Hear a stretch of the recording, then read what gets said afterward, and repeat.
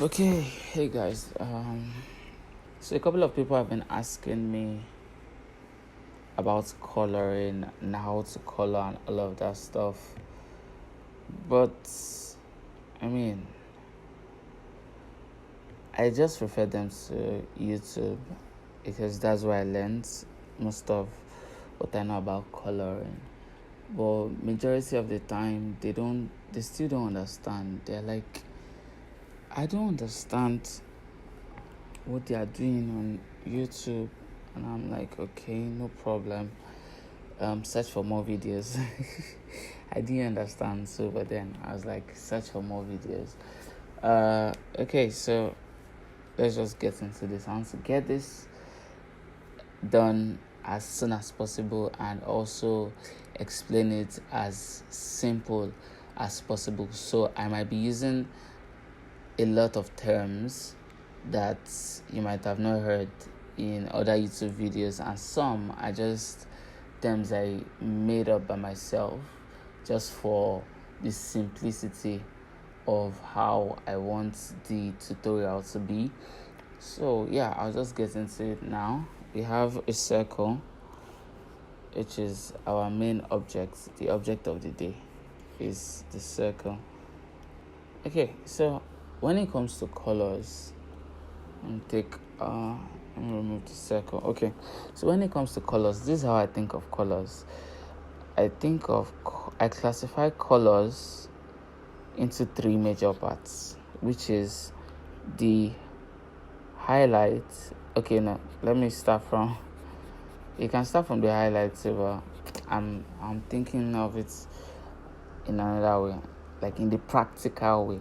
So we have the midtones, we have the shadow, and we have the highlights. Now, this is how I think of colors, regardless of whatever it is I want to color. I first think of, okay, what is the midtone? Like, what is the original color of the objects that I want to color? So, let me just put some examples here. Now, I notice when people color, sometimes they pick their midtones from up here and many times saturated. So, but if you notice, when it's already up here, for it to go lighter would be a little bit hard. It can't really go that light. But when it's from here, that's why it's called a midtones. A midtone. So midtones are those colors that you pick from here, this side, the middle parts. I wanted to call it the middle belt. So the middle part of this your color cube, which is what I call it, your color cube. So like the middle part is not too bright, it is not too dark. So your midtone is, on a scale of from white to dark, your midtone is here. This ash, yeah. Now your shadows is from this other half down to the dark part to black. So this is a shadow, and your highlight is obviously the light part, where your light is coming from, where the light is hitting your objects from. Now this is in the gray scale view of it, how it will look if it's grayscale. Now we're going to look at the colored version. If it was in colors, your highlights, your midtone is going to be around here. Your midtone is going to be around here. You can, depending on what you are coloring, it can be saturated, it can be desaturated, but it should be around this middle part of the cube, so that if you want to go dark, you can be able to go as dark as you want, and if you want to go light, you can go as light as you want. So we'll pick our red midtone from the middle part. Now it's up to you to decide how saturated or how desaturated you want it to be. So I'm going to pick my red from here for the midtone. This is our mid-tone. For the shadow, I'm going to go a little bit down here. I don't want to go too dark. So this is our shadow. And for the highlights, I want to go here. Now you see. So basically, that is how I think of colors. I think of it as mid-tones, shadows, and highlights. So that for simplicity, it doesn't have to be hard. It doesn't have to be hard at all. And it is not hard once you can, understand these 3 steps: the midtones, the shadows, and the highlights. So the midtones are the middle value. They are the middle value. The shadows are the dark values, and the highlights are the lighter values. So what are values? Values is when you, for example, you are painting in grayscale, or you are coloring in grayscale. You have white to black, just like on this side you have white to black. So everything here is a value. The value of a color is talking about how bright or how dark a color is. So that's what I mean by value. So just like the examples I have here, you have mid-tone, this is mid value, this is the dark value, and this is the light value, for simplicity's sake, you get. So we have the mid value, the dark value, the light value, also known as the mid-tones, the shadows, and the highlights. Now I'm going to color this circle. I'm going to make it 2 so that we can do one with actual color and one with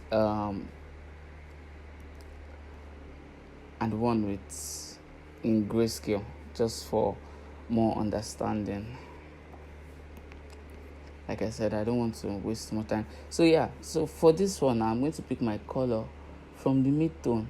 I'm going to pick it from somewhere here. Yes. The select. Now, I want you to understand that this is a simple breakdown.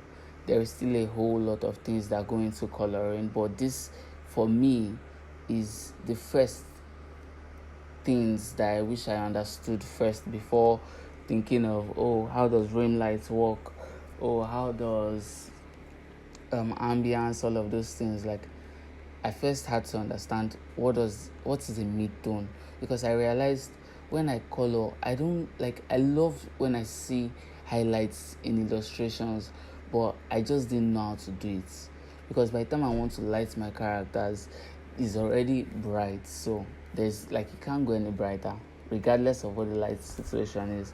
So I started to understand that okay, depending on how bright the surrounding is, depending on certain conditions, this is where I will pick my midtones from. So remember, we have our midtones from here to here, the middle part.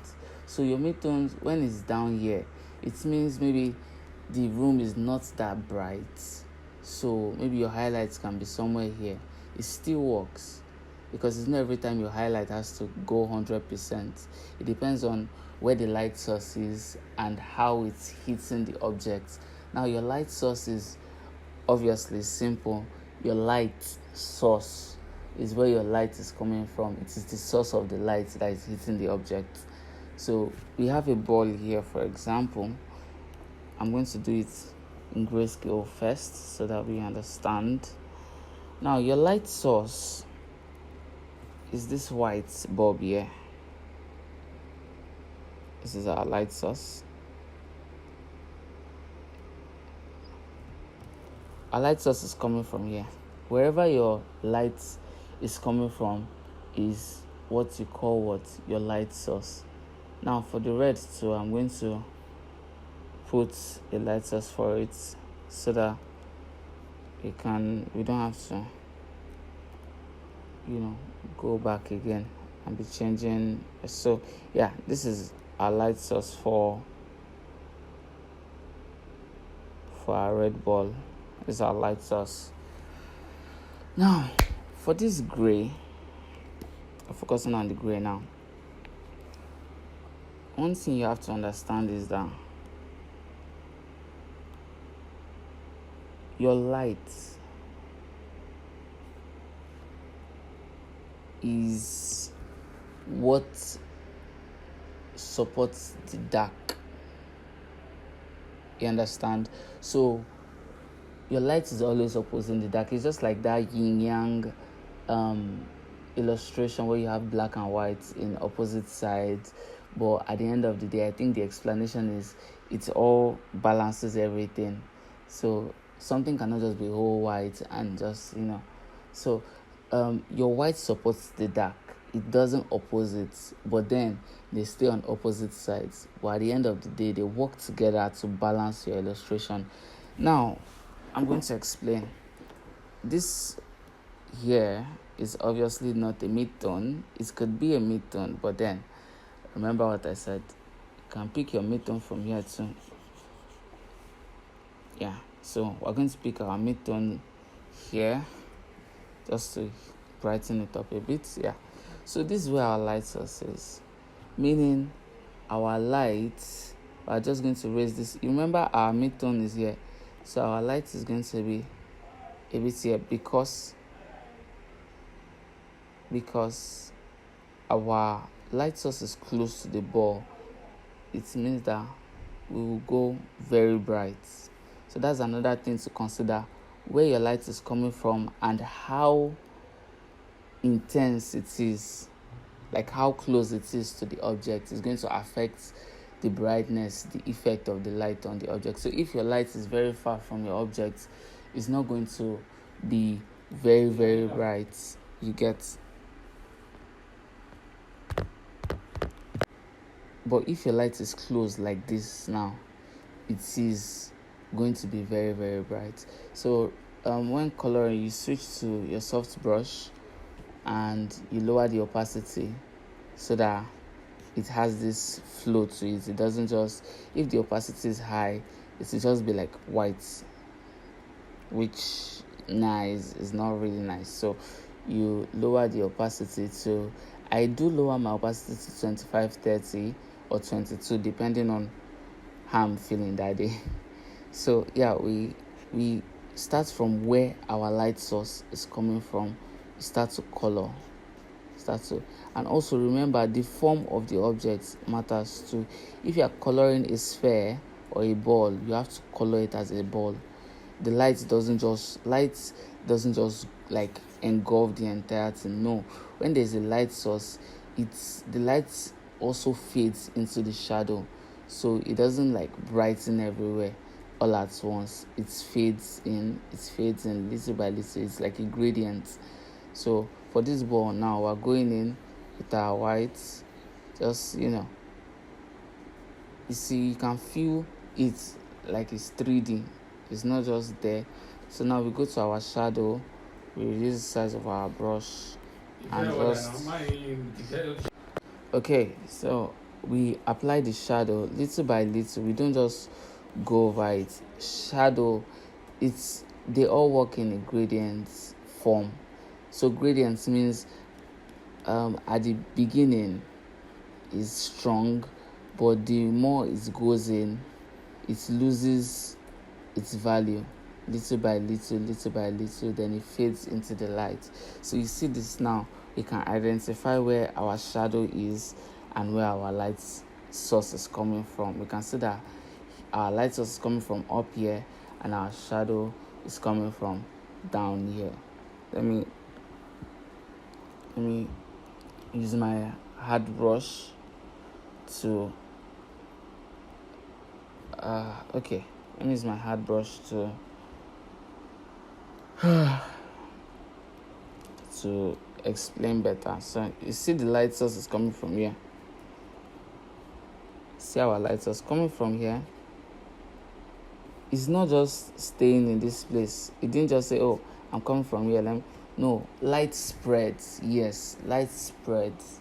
When it hits an object, it wraps around the object. So depending on the form of what your object is, that is how the light is going to wrap around this. So because this is a ball and the form of your ball is like this, is circular. We have this, we have this, we have this, we have this, we have this. So you can see how circular the ball is. It's not just flat, it's not a circle, it's a sphere. So you see, to give it that 3D form, the light has to wrap itself around it, just the way we see these lines wrapping themselves around the sphere.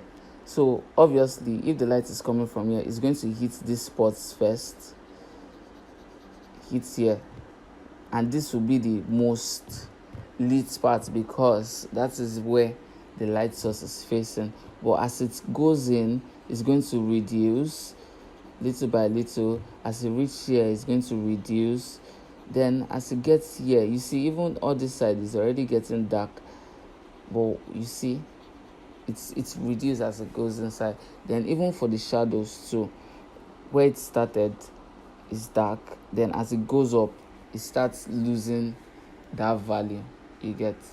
Now we're going to do the same thing for a colored ball. Remember, you have to understand the form of what you are coloring. If it is a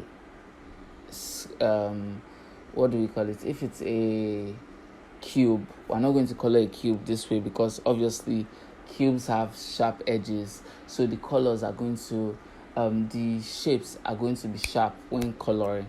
Maybe I'll just give one example, then we can go into the illustration for today. Then any other question, I can explain them separately so that this video will not be too long.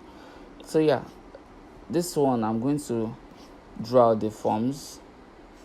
So over time, when you do this more and more, you will get used to this, to the lines. You wouldn't have to draw them again. Me too, when I started, I used to draw it on some of the works I did, just so that I can get the form of the object. If it's a muscle I'm drawing, I'll make sure, okay, am I drawing this muscle correctly?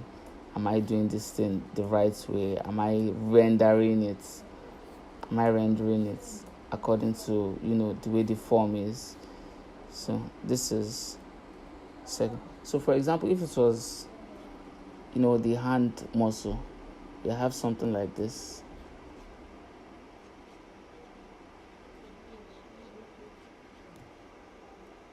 So we have this arm here. Just for an example, I'm going to erase it. So when you want to color an arm, you have to know the forms of the arm. You have to know that, okay, there is this muscle here and it goes like this. You have to know that, okay, there's another muscle here. This is how it needs to be rendered. There's another one here. So basically, you also have to know anatomy. That's if you plan on, coloring like humans, which, when it comes to comic, you can't do without that. Except maybe it's an alien. Even though it's an alien, but you just have to understand the form of what you're coloring so that you will know how the lights would hit it and how the shadow is going to balance. Okay, now I'm going to go into the coloring part and stop the talking part. Yeah, so here we are. Now we have this red ball. We have our form here. We're going to be coloring following the form. So remember, we've already picked our midtone here. Now we go up. We know where our light source is coming from, so we go up and we start slightly, little by little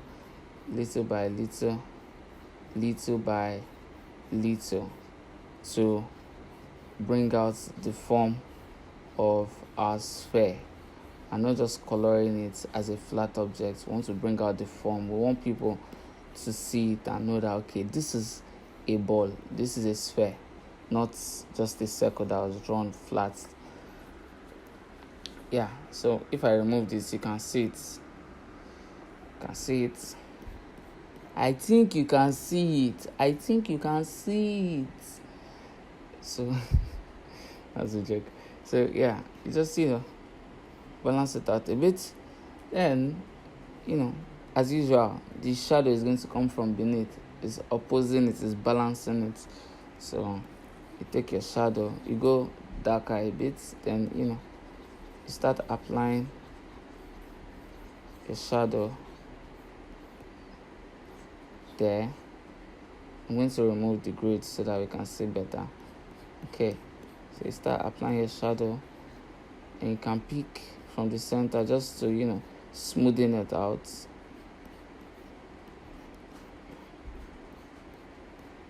So basically, I feel once you understand just these three concepts, like I said, there's still a whole lot of things that comes after this, but I feel many people get lost because they are focusing on those other things and forgetting the basics rather. So yeah, this looks a little bit messy. So I'm just going to refine it. Maybe I should bring my brush down a bit. Yeah. Okay.